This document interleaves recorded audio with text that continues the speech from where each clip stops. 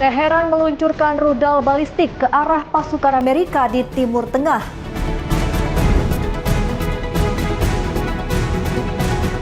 Iran terapkan taktik baru dalam peluncuran rudal mempersulit sistem pertahanan udara Amerika Serikat. FIFA berencana menjual saham minoritas kepada investor jangka panjang. Halo pemirsa setia Berita Nasional TV, senang sekali Mata Dunia kembali hadir menyapa Anda. Mata Dunia program yang menyajikan berbagai informasi dan isu terkini dari mancanegara. Bersama saya Rustul Andari, inilah Mata Dunia selengkapnya.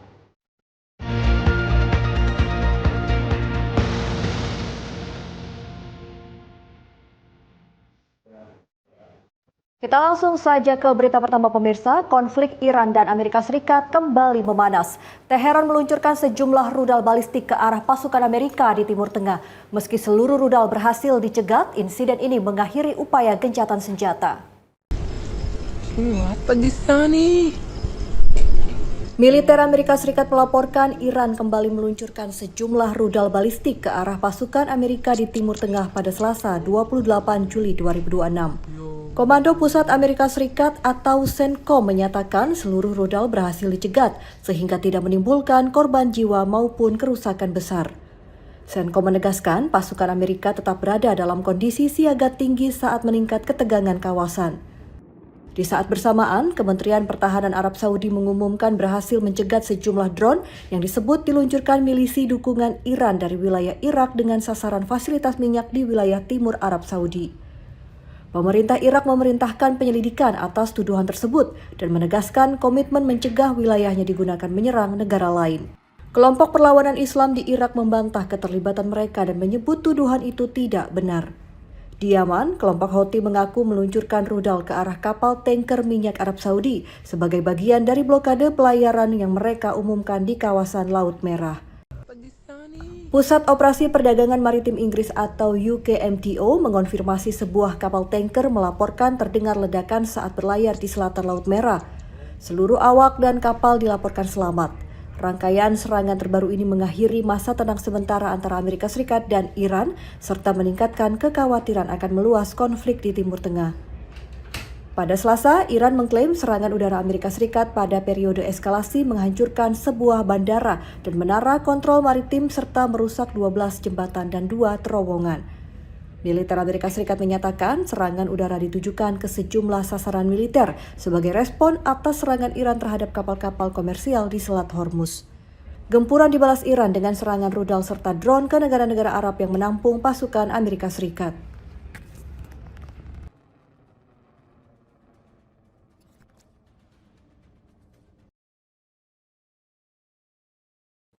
Iran menerapkan taktik baru dalam peluncuran rudal untuk mempersulit sistem pertahanan udara Amerika Serikat. Strategi ini menggabungkan rudal balistik Kheibar-Sheikhan dengan serangan drone berkecepatan tinggi dalam satu gelombang serangan. Militer Iran mengadopsi pola serangan baru dengan menggabungkan rudal balistik Kheibar-Sheikhan dan drone berkecepatan tinggi mengecoh sistem pertahanan udara Amerika Serikat. Menurut laporan, Iran memvariasikan jalur terbang, sudut serangan, dan manuver berkecepatan tinggi agar lebih sulit dideteksi radar pencegat. Hulu ledak rudal Kheibar-Sheikhan disebut mampu terlepas pada fase akhir penerbangan dan mengubah arah secara mendadak saat melaju dengan kecepatan tinggi. Meski sebagian besar rudal berhasil dicegat, sejumlah hulu ledak dilaporkan mampu menembus lapisan pertahanan udara. Untuk meningkatkan efektivitas serangan, Iran menerapkan taktik saturasi dengan meluncurkan drone dan rudal konvensional secara bersamaan ke sasaran yang sama. Strategi ini dinilai bertujuan menguras persediaan rudal pencegat sekaligus mengalihkan perhatian sistem radar dari ancaman utama.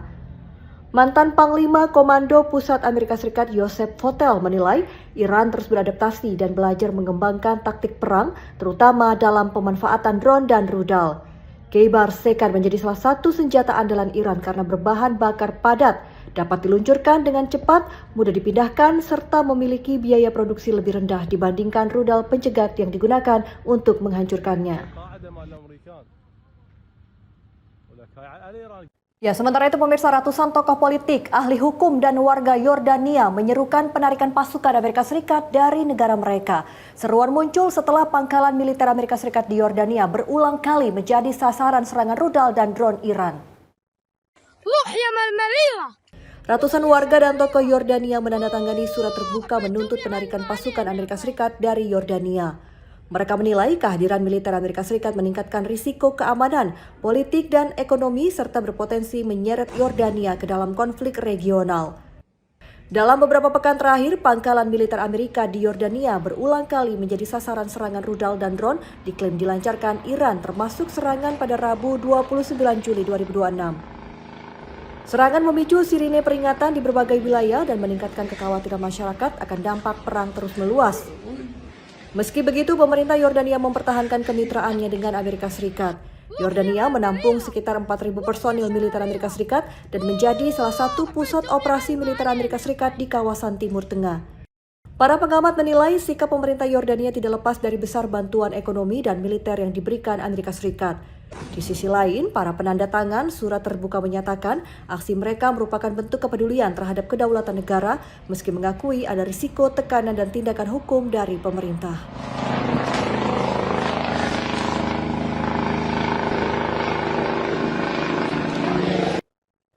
Upaya diplomasi berhasil meredakan rencana Iran melancarkan serangan balasan ke Ukraina. Langkah ini diambil setelah insiden penyerangan kapal kargo Iran di Laut Kaspia sempat memicu ancaman eskalasi militer.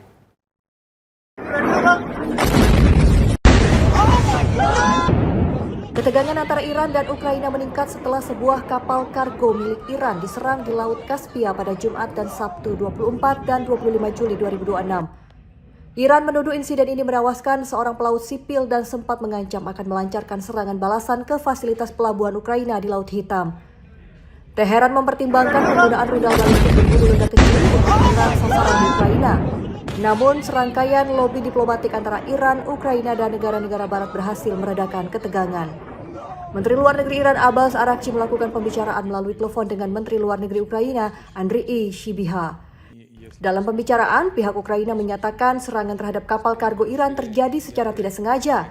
Iran menegaskan tidak menginginkan eskalasi konflik, namun menuntut pertanggungjawaban dan ganti rugi atas kerugian yang ditimbulkan. Di tengah upaya diplomasi, Presiden Ukraina Volodymyr Zelensky bertemu Presiden Amerika Serikat Donald Trump di Washington membahas perkembangan konflik serta dukungan Rusia terhadap Iran.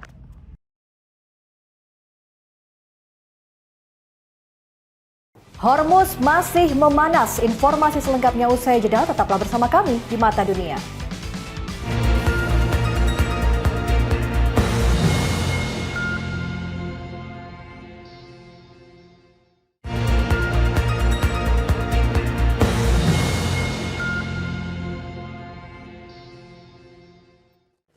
Anda kembali pemirsa bersama kami di Mata Dunia. Pemirsa, Iran menolak usulan Oman mengenai pembagian pengelolaan Selat Hormuz.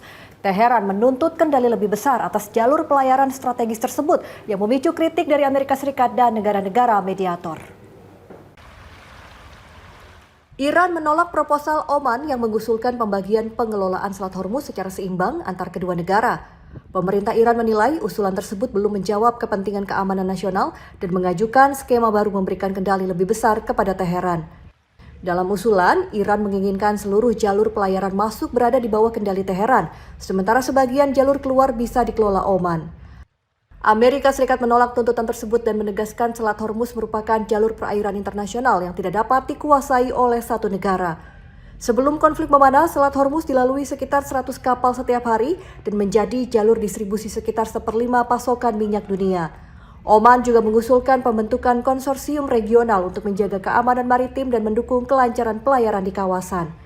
Iran mengusulkan pemberlakuan biaya layanan bagi kapal yang melintasi Selat Hormuz.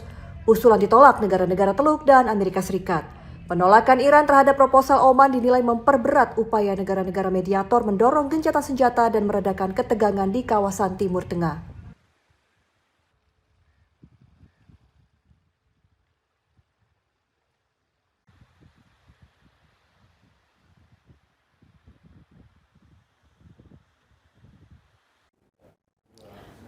Amerika Serikat dan Arab Saudi melancarkan serangan ke sejumlah target di Irak disebut berafiliasi dengan Iran.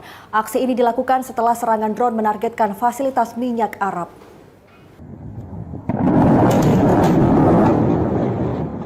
Amerika Serikat bersama Arab Saudi melancarkan serangan terhadap sejumlah lokasi di Irak Timur yang disebut digunakan kelompok dukungan Iran untuk melancarkan serangan drone. Sebelumnya, sistem pertahanan udara Arab Saudi diklaim berhasil mencegah sejumlah drone mengarah ke fasilitas minyak di Provinsi Timur. Pemerintah Arab Saudi menyatakan drone diluncurkan milisi didukung Iran dari wilayah Irak. Menyusul insiden ini, Komando Pusat Militer Amerika Serikat atau CENTCOM bersama Kementerian Pertahanan Arab Saudi mengumumkan operasi militer ke sejumlah sasaran di Irak Rabu 29 Juli 2026. Arab Saudi menegaskan tidak menginginkan eskalasi konflik namun menyatakan akan merespon setiap tindakan dianggap mengancam keamanan nasional. Di sisi lain, Iran membantah terlibat dalam serangan drone terhadap fasilitas minyak Arab Saudi dan menyebut tuduhan tersebut tidak berdasar. Korps Garda Revolusi Iran atau IRGZ menegaskan akan terus melakukan perlawanan selama menilai pasukan Amerika masih melakukan tindakan yang disebut ilegal di kawasan. Situasi juga memanas di Selat Hormuz setelah Iran menghentikan 3 kapal tanker minyak dan menegaskan tetap menguasai jalur pelayaran strategis tersebut di tengah berlanjut upaya diplomasi meredakan konflik. Kita beralih ke informasi lain pemirsa, Presiden FIFA Gianni Infantino diminta menghadap Kongres Amerika Serikat menyusul penyelidikan atas hubungannya dengan Presiden Donald Trump. Penyelidikan ini mencuat di tengah sorotan terhadap sejumlah keputusan FIFA selama Piala Dunia. Presiden FIFA Gianni Infantino diminta menghadap Kongres Amerika Serikat untuk memberikan keterangan terkait hubungannya dengan Presiden Amerika Serikat Donald Trump. Permintaan ini diajukan anggota Komite Kehakiman DPR Amerika Serikat dari Partai Demokrat, Jamie Raskin. Dalam surat yang dikirim pada Minggu 26 Juli 2026, Raskin meminta FIFA menyerahkan dokumen dan catatan komunikasi berkaitan dengan dugaan pemberian hadiah, pembayaran, atau manfaat kepada Trump dan lingkarannya. Kongres juga meminta catatan pengunjung kantor FIFA di Trump Tower, New York, serta menjadwalkan wawancara resmi dengan Infantino. Penyelidikan ini muncul setelah hubungan Infantino dan Trump menjadi sorotan selama penyelenggaraan Piala Dunia 2026. Salah satu yang dipersoalkan adalah dugaan lobi Trump agar FIFA meninjau ulang hukuman kartu merah penyerang Amerika Serikat Volarin Balogun yang kemudian dibatalkan. Raskin juga menyoroti sistem penjualan tiket Piala Dunia dengan harga dinamis saat ini turut menjadi objek penyelidikan di sejumlah negara bagian Amerika Serikat. FIFA belum memberikan tanggapan, sementara Gianni Infantino menegaskan kepemimpinannya tetap berkomitmen pada keberhasilan dan integritas penyelenggaraan Piala Dunia.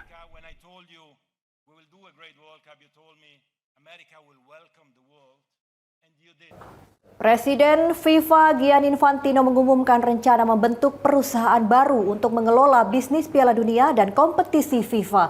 Melalui skema ini, FIFA berencana menjual saham minoritas kepada investor jangka panjang.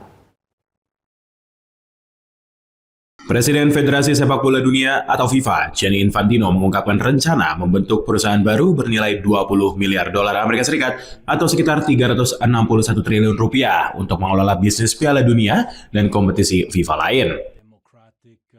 Infantino mengumumkan pembentukan anak perusahaan komersial bernama FIFA Forward Enterprise atau FFE. Perusahaan ini akan mengelola hak komersial Piala Dunia dan berbagai kompetisi resmi FIFA lainnya. Melalui FFE, FIFA berencana menjual saham minoritas kepada investor jangka panjang dengan target menghimpun dana hingga 4,2 miliar dolar Amerika Serikat. Salah satu calon investor adalah Thrive Eternal, perusahaan investasi milik Joshua Kushner, adik dari Jared Kushner, merupakan menantu Presiden Amerika Serikat Donald Trump. Rencana ini mendapat kritik dari salah satu asosiasi sepak bola nasional Eropa, UEFA, yang menegaskan sepak bola bukan aset yang bisa diperjualbelikan. UEFA mempertanyakan transparansi skema dan pihaknya akan memperoleh keuntungan dari penjualan saham. Sementara itu, FIFA menegaskan dana hasil penjualan saham akan digunakan memperluas program pengembangan sepak bola di seluruh dunia. FIFA juga menyatakan akan tetap memegang kendali penuh atas tata kelola, regulasi, dan penyelenggaraan seluruh kompetisi resminya. From this game-changing potential, because it will transform football. Informasi menarik lainnya masih akan kami hadirkan di Mata Dunia. Tetaplah bersama kami.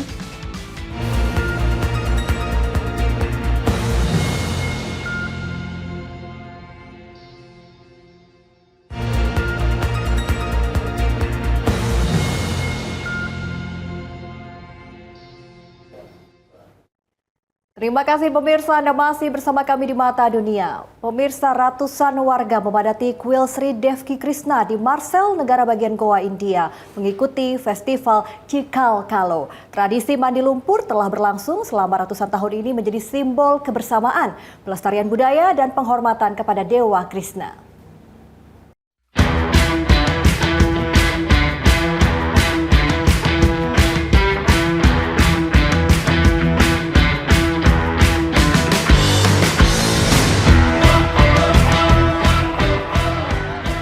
Ratusan umat Hindu berkumpul di halaman kuil Sri Devki Krishna Marcel, Goa, dalam perayaan festival Cikal Kalo digelar setiap tahun. Dalam suasana meriah, para pria dan anak-anak bermain lumpur yang dicampur serbuk gulal berwarna merah muda. Diiringi tabuhan musik tradisional menambah semarak perayaan. Tradisi ini diyakini telah berlangsung selama 3 hingga 4 abad dan menggambarkan permainan masa kecil Dewa Krishna bersama para sahabatnya. Sebelum memasuki arena lumpur, para peserta terlebih dahulu mengikuti ritual penyucian dengan mengoleskan minyak dari lampu suci ke tubuh mereka. Berbagai permainan tradisional turut memeriahkan acara termasuk Chengdu Volley, permainan khas Goa yang menyerupai olahraga kriket. Festival Cikal Kalo tidak hanya menjadi perayaan keagamaan, tetapi juga momen mempererat ikatan antar generasi melalui tradisi, kebersamaan, dan pelestarian warisan budaya.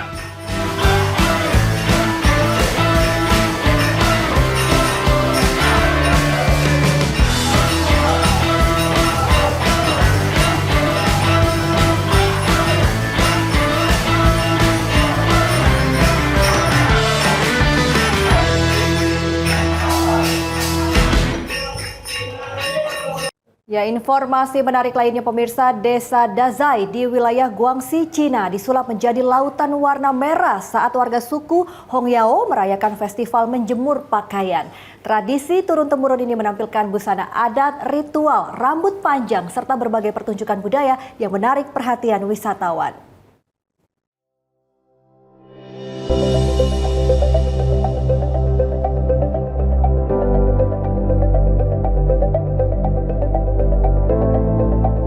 Ribuan lembar busana adat berwarna merah dijemur di pagar, jendela, dan juga balkon rumah panggung tradisional di desa Dazai, Guangxi, Cina. Pakaian dihiasi motif bunga, burung, dan tanaman ini menciptakan pemandangan menawan di tengah perbukitan dan sawah berteras. Menurut tradisi suku Hongyao, menjemur pakaian tidak hanya menjaga kain dari kelembapan dan serangga, tetapi juga dipercaya mengusir nasib buruk serta mendatangkan kedamaian dan keberuntungan. Festival ini juga diramaikan dengan ritual menyisir rambut panjang, menjadi ciri khas perempuan Hongyao. Ratusan perempuan berkumpul di tepi sungai, menyisir rambut mereka yang panjangnya bisa mencapai hampir 2 meter menggunakan sisik kayu dan air mata air. Bagi suku Hongyao, rambut panjang menjadi simbol identitas, warisan budaya, dan penanda status sosial yang telah dijaga selama generasi bergenerasi. Selain itu, para perempuan juga memperagakan proses menenun busana tradisional, menegaskan komitmen masyarakat dalam melestarikan kekayaan budaya yang mereka miliki.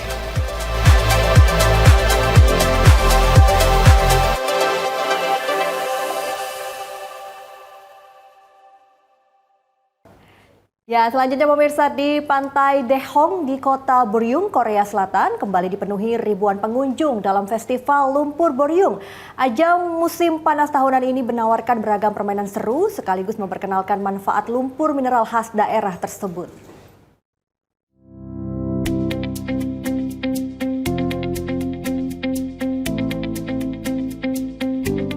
Ribuan wisatawan lokal dan mancanegara memadati Pantai Daejeon untuk mengikuti pembukaan festival lumpur Boryung. Beragam permainan menarik disiapkan, mulai dari kolam lumpur raksasa, voli lumpur, seluncuran lumpur, hingga lintasan rintang menguji ketangkasan peserta. Suasana penuh tawa dan keceriaan saat para pengunjung bermain dan berinteraksi satu sama lain di tengah lumpur. Selain menyajikan hiburan, festival ini juga memperkenalkan manfaat lumpur mineral Boryung, dikenal luas sebagai bahan produk perawatan kulit. Festival pertama kali digelar pada tahun 1998. Awalnya bertujuan mempromosikan produk kosmetik berbahan lumpur lokal. Kini Festival Lumpur Moriong berkembang menjadi salah satu perayaan musim panas terbesar di Korea Selatan. Menarik wisatawan dari berbagai negara hingga penutupan pada 9 Agustus mendatang.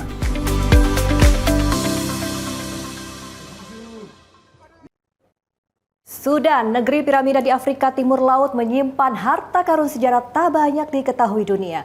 Bukan hanya warisan Nubia kuno, Sudan juga dikenal sebagai negara muslim dengan mayoritas penduduk memeluk Islam. Lalu seperti apa keindahan Sudan? Berikut tayangannya untuk Anda.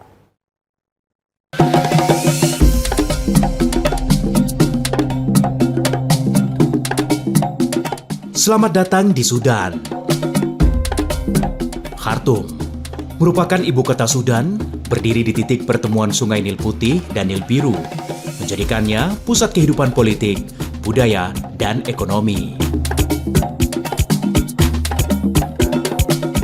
Di sini terdapat Museum Nasional Sudan yang menyimpan koleksi artefak kuno dari era Nubia hingga Islam.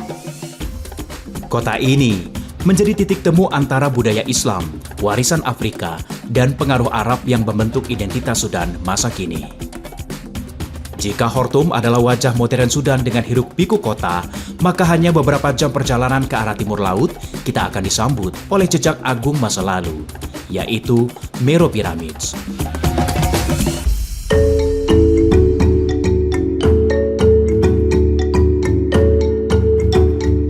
Meroe adalah pusat pemakaman kerajaan Kos. Lebih dari 100 piramida berdiri megah di padang pasir menjadi saksi bisu kejayaan Nubia ribuan tahun lalu. Uniknya, piramida di Meroe berbentuk ramping dan curam yang berbeda dengan piramida di Mesir. Kini situs ini telah diakui UNESCO sebagai warisan dunia.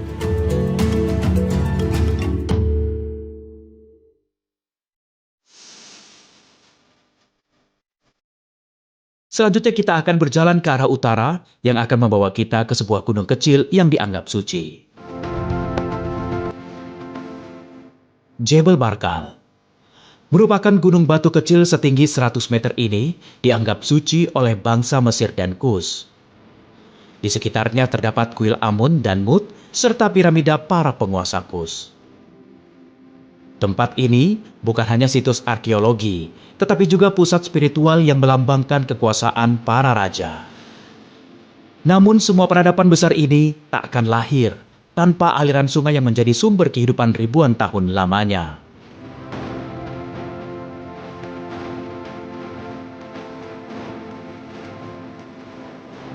Sungai Nil merupakan nadi kehidupan Sudan. Mengalir dari pedalaman Afrika hingga ke Mesir, sungai ini telah menopang peradaban selama ribuan tahun lalu. Di sepanjang tepian Nil, berdiri kota-kota kuno, kuil, dan ladang yang hingga kini memberi kehidupan bagi masyarakat Sudan. Tak jauh dari Nil, Anda dapat melihat kuil Soleb yang sering dijuluki sebagai Luxornya Sudan. Kuil agung ini dibangun oleh Firaun Amenhotep III pada abad ke-14 sebelum Masehi. Kuil ini didedikasikan untuk Dewa Amun. Pilar-pilar raksasa, relief megah, dan sisa-sisa Avenue Sphinx masih bisa disaksikan menjadi bukti interaksi budaya Mesir dan Nubia di masa lampau.